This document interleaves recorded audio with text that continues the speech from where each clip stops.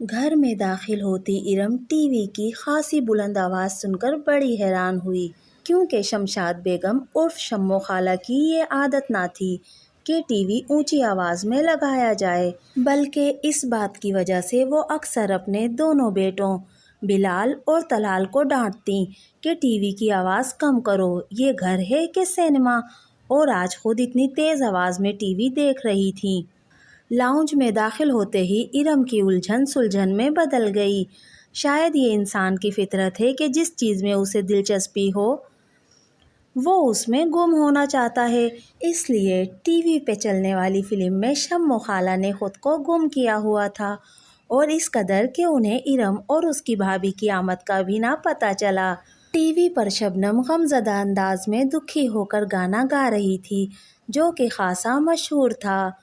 میں کیوں روؤں میری ماں کہاں ہے، ساس بھی تو ماں ہے، اگر مہرباں ہے ساس بھی تو ماں ہے۔ 16 سنگھار کیے شبنم لہرا لہرا کر نیر بہا رہی تھی۔ مشہور زمانہ فلم ساس میری سہیلی کے اس دکھی گانے کو دیکھنے میں شمو خالہ بری طرح سے محو نظر آ رہی تھی۔ ان کی اینک میں بڑے بڑے دیدے بلکہ چشمے نم ٹی وی اسکرین پر جمے ہوئے تھے۔ آخر ارم کو ان کے کان کے خاصے نزدیک جا کر انہیں ہوش کی دنیا میں واپس لانا پڑا۔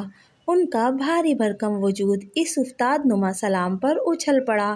وہ کچھ بدمزہ سی نظر آنے لگیں۔ ایسی فلمیں ان کی کمزوری تھیں جس میں ساس صاحبہ کا کردار ایک ظالم عورت کا ہوتا اور بہو بیچاری مظلوم۔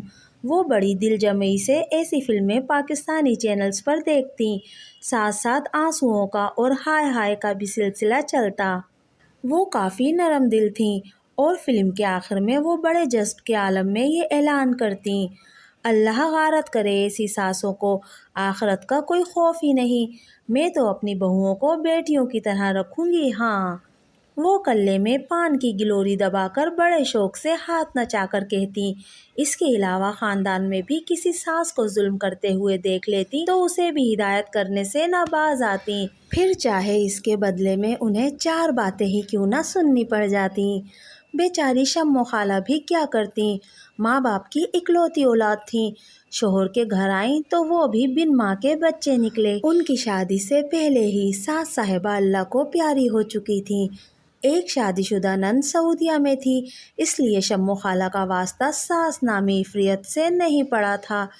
ان کو دعویٰ تھا کہ اگر ساس اور بہو میں حوصلہ اور برداشت ہو اور وہ دل کو بڑا کر لیں تو کبھی بھی جھگڑے کی نوبت نہ آئے۔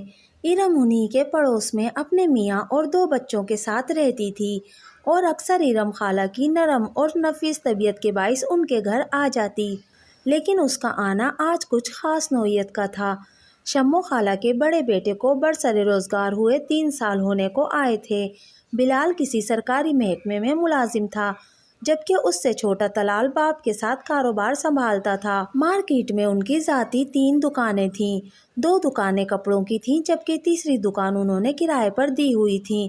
اللہ کی رحمتیں تھیں، اب وہ اپنے گھر کا سونا پن دور کرنا چاہتی تھی، اور آج اسی سلسلے میں ارم کی بھابھی کو انہوں نے بلوایا تھا، کیونکہ پچھلے مہینے ہونے والی محفل میلاد میں انہیں اریبہ بہت پسند آئی تھی، جو ارم کی بھابھی کی سب سے بڑی بھتیجی تھی۔ ان کے ذریعے وہ رشتے کی بات آگے چلانا چاہتی تھیں۔ وہ دونوں اس وقت آئی تھیں جب وہ اپنے محبوب مشغلے میں مگن تھیں۔ بڑا بیٹا دفتر چلا جاتا اور چھوٹا اپنے ابا کے ساتھ مارکیٹ۔ ان کے جانے کے بعد صفائی والی آ کر صفائی کر جاتی اور شمو خالہ تھوڑے سے برتن دھو کر ٹی وی چلا کر بیٹھ جاتی۔ بقول ان کے ہمارے زمانے کی فلمیں، دوپہر 12 بجے تک وہ فلمیں دیکھتیں، پھر دوپہر کے کھانے کی تیاری۔ اس وقت ان کی فلم درمیان میں ہی تھی کہ ارم اور اس کی بھابھی کی آمد ہوئی، لیکن جب ارم نے بھابھی کے آنے کا مقصد بتایا تو چہرے پر چھائی بدمزگی خوشی میں بدل گئی۔ جلدی جلدی فریج سے کولڈ ڈرنک نکال لائیں، اسنیکس وغیرہ گھر میں پہلے سے موجود تھے، اور اسی ملاقات کے بعد باقی سلسلے جلدی جلدی طے پا گئے۔ سردیوں کی ایک شام میں اریبہ دلہن بن کر ان کے آنگن میں اتری۔ شادی کے شروع کے دن بہت جلدی گزر گئے اور شمو خالہ کے بہو کو بیٹی سمجھنے کے دعوے بھی پھر کر کے اڑ گئے۔ پہلے دلوں میں گلے شکوے جنم لیتے ہیں، شکایات بڑھتی ہیں جو جھگڑوں کو جنم دیتی ہیں۔ ایسی ہی ایک دوپہر جب شمو خالہ کچن میں تھیں، ارم انہیں بریانی دینے آئی۔ کیا ہوا خالہ، آج آپ دوپہر کا کھانا بنا رہی ہیں؟ اریبہ میکے تو نہیں گئی ہوئی؟ ارم نے ادھر ادھر دیکھتے ہوئے کہا، کیونکہ دوپہر کا کھانا اریبہ ہی بناتی تھی۔ نہ پوچھو بی بی، نہ پوچھو۔ کچن سے باہر آ کر انہوں نے خود کو صوفے پر گرایا۔ بہو رانی کو امید سے ہوئے صرف دوسرا مہینہ ہے، لیکن حالت ان کی پورے دنوں والی ہو گئی ہے۔ کیوں خالہ، ٹھیک تو ہے نا اریبہ؟ ارم آگے کو جھک کر بولی۔ ہاں ہاں ٹھیک ہے، کل رات سے الٹیاں ہو رہی ہیں، پڑی ہیں حجرے میں، اور میاں صاحب نے ان کی ناز برداری کی خاطر چھٹی کر لی ہے۔ ابھی ڈاکٹرنی کی طرف سے ہو کر آئی ہیں، آرام فرما رہی ہیں۔ انہوں نے اپنی بہو کے لیے طنزیہ انداز اپنایا۔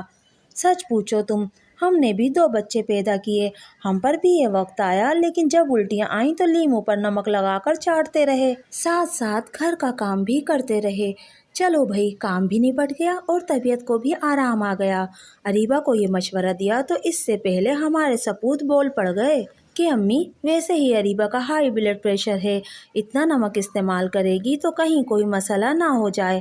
اب بات کرنے کا فائدہ، دونوں میاں بیوی کمرے میں کر رہے ہیں آرام اور ہم کر رہے ہیں کام۔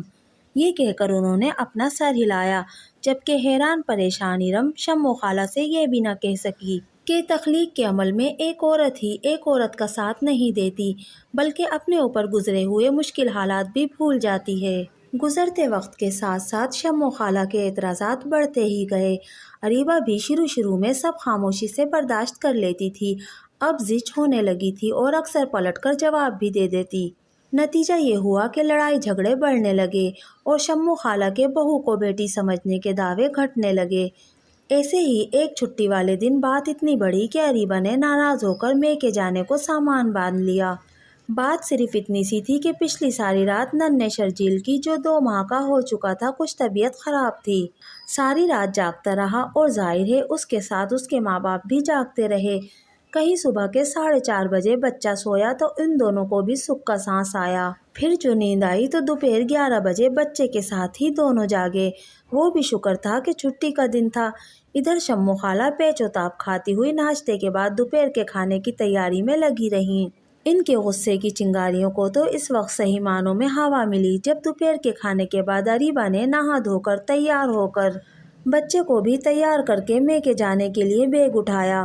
پہلے بھی وہ زیادہ تر چھٹی کے دن ہی شوہر کے ساتھ میکے جاتی تھی اور رات کا کھانا کھا کر ہی واپس آتی، لیکن آج تو شمو خالہ کا غصہ ہی عروج پر تھا۔ پہلے دوپہر تک مہارانی سوتی رہیں، گھر کے کسی کام کی فکر نہیں، اب بیگم صاحبہ میکے کی تیاری میں ہیں، دیکھتی ہوں ابھی۔ وہ منہ ہی منہ میں بڑبڑاتی ہوئی لاؤنج میں نکل آئیں، جہاں سے گزر کر ان میاں بیوی نے بیرونی دروازے تک جانا تھا۔ امی جان، ہم لوگ شرجیل کی نانی کے یہاں جا رہے ہیں، شام تک آ جائیں گے، آپ لوگ کھانا کھا لیجیے گا۔ نکھرے صاف ستھرے تیار بابو بنے ان کے بیٹے نے انہیں اطلاع دی تو انہوں نے بیٹے کو آڑے ہاتھوں لے لیا۔ میاں، کھانا تو ہم کھا ہی لیں گے، ہمیں تمہاری اجازت کی کوئی ضرورت نہیں۔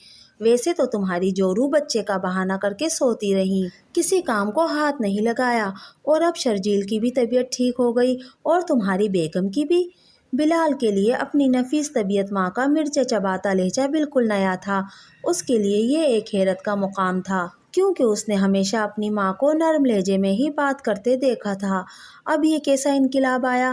جبکہ اریبہ بھی میدان میں اتر آئی، بقول اس کے ابھی تو سارے ہفتے کے جمع کپڑے دھوئے ہیں، وہ کسی کو نہ نظر آئے۔ اریبہ کے سوال جواب سے وہ گھمسان کارن پڑا کہ آخر خالہ نے ارم کو بلوا بھیجا۔ اتنی دیر میں اریبہ بھی تن کرتی بچے کو اٹھائے گھر کے آگے سے گزرتے رکشے کو روک کر میکے روانہ ہو گئی، جبکہ ارم اریبہ کو روکتی ہی رہ گئی۔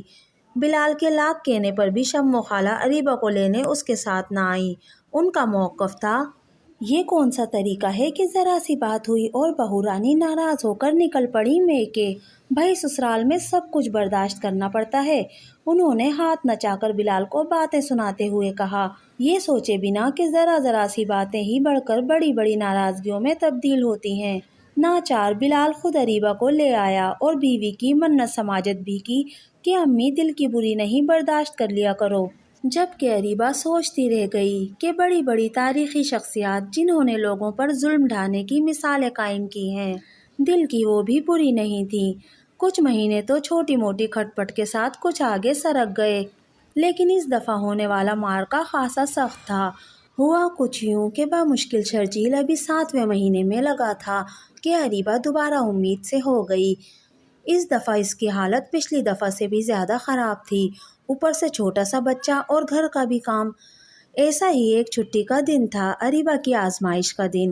آج سب کی چھٹی ہوگی اور دوپہر میں خاصا اہتمام۔ ایسے میں شمو خالہ نے چھوٹے طلال کو بکرے کی تازہ کلیجی لانے کے لیے بازار بھیجنا چاہا، تو اریبہ نے مدد طلب نظروں سے بلال کو دیکھا، کیونکہ اس دفعہ اریبہ گوشت، کلیجی وغیرہ ان چیزوں کو کھانا تو دور کی بات، ان کی بو سے بھی الرجک تھی۔ ان کی بو اس کے دماغ کو چڑھتی، وہ الٹیاں کرنے لگتی، وہ کرتی بھی کیا یہ سب اس کے اختیار سے باہر تھا۔ ایسا کرو دلہن، آج پلاؤ بنا لو اور طلال کلیجی لے کر آتا ہوگا وہ میں پکا لوں گی۔ شمو خالہ نے پروگرام ترتیب دیا، جبکہ اریبہ نے اس دفعہ قدرے گھور کر بلال کو دیکھا تو بالآخر بیچارے بلال کو ہی بولنا پڑا۔ وہ امی جی کلیجی نہ منگواتی، میں آپ کے لیے ہوٹل سے بہترین سا کلیجی کا سالن لے آتا ہوں۔ کیوں میاں، یہ آج تمہیں ہوٹل کے سالن کی یاد کہاں سے آ گئی؟ جہاں تک مجھے خیال پڑتا ہے تم تو باہر کے کھانے زیادہ پسند نہیں کرتے۔ پان کے پتے پر کتھا چونا لگاتے ہوئے وہ مخصوص انداز میں بولی، اور ویسے بھی کوئی سالن ہوتا ہے ہوٹل کا، نیرا ہلدی سے بھرا ہوا۔ ہماری اماں بہشتن کہتی تھی کہ جب بھی کلیجی پکاؤ اچھی طرح سے دھو کر ہلکی آنچ میں پکا کر اوپر سے گرم مسالہ اور کسوری میتھی چھڑکو۔ وہ یادوں میں کھو کر بولی تو بلال نے جلدی سے انہیں وجہ بتانے کی کوشش کی، کہیں وہ یادوں کی بارات میں کھو ہی نہ جائیں۔ وہ امی جان کلیجی پکے گی تو اس کی مخصوص بو کی وجہ سے اریبہ کا دل خراب ہوگا، اسے الٹیاں شروع ہو جائیں گی۔ وہ سر جھکا کر اپنے بیٹے کو گود میں بٹھائے مصروف سے انداز میں بولا، اے میاں پہلے تو اپنا جملہ درست کرو، کھانے کی چیزوں کے لیے بو کا لفظ استعمال نہیں کرتے، سخت گناہ ہوتا ہے۔ اور جب تمہاری بیگم گھر میں وہ پکاتی ہے، کیا کہتے ہیں اسے، موئے نوڈلز اور وہ مکرانی سے نگوڑ مارے۔ انہوں نے باقاعدہ اپنے نازک دماغ پر انگلی رکھ کے زور ڈالا۔ میکرونی امی، بلال نے انہیں یاد دلایا۔ ہاں ہاں وہی میکرونی، تو ہم نے کبھی اعتراض نہیں کیا۔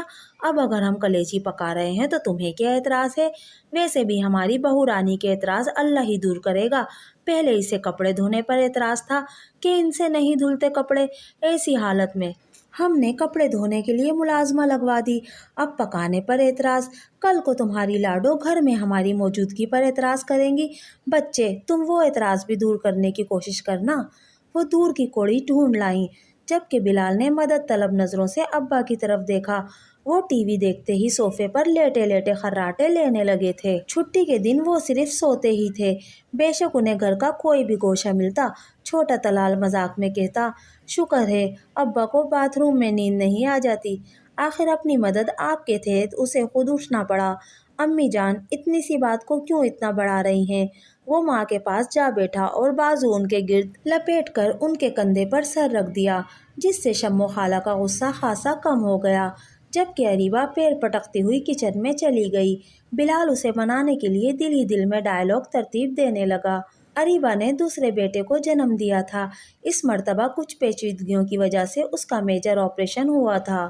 گھر میں کئی دن جو خوشی اور ہلچل کا سما رہا، وہ آہستہ آہستہ شمو خالہ کے اعتراض سے ختم ہونے لگا، بلکہ گھر کی فضا میں تناؤ کی کیفیت بڑھنے لگی۔ شمو خالہ کو کبھی اریبہ کے آرام پر اعتراض ہوتا، کبھی اپنے بیٹے پر جو اریبہ کی ناز برداریاں کرتا نہ تھکتا، اپنے ہاتھ سے فروٹ کاٹ کر کھلاتا، جبکہ شمو خالہ اپنے دور میں جی رہی تھی جب آدمی اپنی ماؤں کے سامنے بیویوں کے ساتھ اجنبیوں جیسا برتاؤ کرتے۔ انہیں یہ کھلتا کہ آفس سے آتے ہی بلال اپنے کمرے میں گھس جاتا ہے۔ اب شمو خالہ کو بھی اپنی اولاد کے چھن جانے کا افسوس کھائے جاتا۔ اس دن بھی وہ آفس سے گھر آیا تو اریبہ نے آئس کریم کھانے کی فرمائش کر دی، جو ظاہر ہے بلال نے فوراً ہی پوری کر دی۔ ابھی وہ آئس کریم لے کر اندر ہی آیا تھا کہ شمو خالہ بھی اس کے پیچھے اس کے کمرے میں پہنچ گئیں۔ خوب بہو رانی خوب، ابھی چھلے میں آئس کریم کھاؤ، پھر ہائے اوئی کرنا، پھر ڈاکٹروں کی فیس بھرنے کے لیے اور تمہاری ناز برداریوں کے لیے ہوگا یہ کاٹ کا الو۔ کمر پر ہاتھ رکھے رکھے انہوں نے بیٹے کو گھورا، لیکن آج تو بلال کے صبر کا پیمانہ بھی لبریز ہو گیا۔ امی آپ چاہتی کیا ہیں آخر؟ کیسے اعتراض ہیں آپ کے جو ختم ہونے میں ہی نہیں آتے؟ آپ تو ہمیشہ کہتی تھی کہ میں بچپن ہی سے کیئرنگ ہوں۔ یاد کریں جب آپ بیمار ہوتی تھی ہمیشہ میں آپ کا خیال رکھتا تھا۔ اس وقت تو آپ مجھے یہ نصیحت کرتی تھی کہ بیٹا ہمیشہ ایسے ہی رہنا، اور اب اگر میں اریبہ کا خیال رکھتا ہوں تو آپ کو کیا اعتراض ہے؟ اسے تو آپ نے ہی پسند کیا تھا نا؟ ہاں کیا تھا پسند، لیکن یہ تو نہیں کہا تھا کہ تم اس کے غلام ہی بن جاؤ۔ شمو خالہ نے غصے سے ہاتھ نچا کر کہا اور کمرے سے باہر نکل گئیں، جبکہ بلال کسی گہری سوچ میں ڈوب گیا۔ ارے خالہ یہ سب کیا ہے؟ ارم نے حیران ہو کر مزدوروں کو دیکھا جو اوپر والے پورشن میں، جہاں 2 کمرے، ایک باتھ روم اور کچن وغیرہ تھے۔ یہ کمرے زیادہ تر مہمانوں وغیرہ کو ٹھہرانے کے ہی کام آتے تھے، سامان شفٹ کر رہے تھے، کیونکہ پچھلی شام ہونے والی جھڑپ میں بلال نے فیصلہ کیا تھا کہ وہ وقت آنے سے پہلے کہ سب ایک دوسرے کی شکلوں سے بیزار ہو جائیں، ہمیں علیحدہ ہو جانا چاہیے۔ اگر دلوں کے فاصلے مزید نہیں بڑھانے تو وجود میں فاصلہ رکھنا ضروری ہے۔ اس لیے صبح ہوتے ہی اس فیصلے پر عمل درآمد کرتے ہوئے سامان اوپر والے پورشن میں شفٹ کرنے کے لیے مزدوروں کو بلوا لیا تھا۔ شمو خالہ کے آنسو تھے کہ تھمتے ہی نہ تھے، جبکہ ارم تعصب سے بیٹی شمو خالہ کو دیکھتی رہی۔ میں غلط تھی ارم جو کہتی تھی کہ وہ ساس ظالم ہوتی ہیں جو بہوؤں سے لڑتی ہیں۔ اب آ کے پتہ چلا۔ انہوں نے آنکھوں پر رومال رکھا۔ صحیح کہتے تھے سب کہ جب بہو آئے گی تو شمو بیگم تمہیں پتہ چلے گا، جبکہ ارم یہ سوچتی رہ گئی کہ آخر یہ ساس بہو کا رشتہ برابر کے اصول پر کیوں نہیں چل سکتا؟ کہیں ساس ظالم تو کہیں بہو، جبکہ اکثر شوہر محض دنیا کو دکھانے کو کہ ہم جورو کے غلام کی داستانیں بنیں گے، جبکہ حقیقت تو صرف اتنی ہے کہ تھوڑا دل وسیع کرنے کی ضرورت ہے۔ دوستو یہ تھا آج کا افسانہ حقیقت پسند۔ اس افسانے کی قلم کار تھیں نورین زہرا۔ آپ کو ہماری آج کی ویڈیو کیسی لگی مجھے کمنٹ کر کے ضرور بتائیے گا۔ اگر ویڈیو پسند آئی تو پلیز میرے چینل کو سبسکرائب کیجیے، میری ویڈیو کو لائک اور شیئر کیجیے۔ ملتے ہیں اگلی ویڈیو میں، تب تک کے لیے اللہ حافظ۔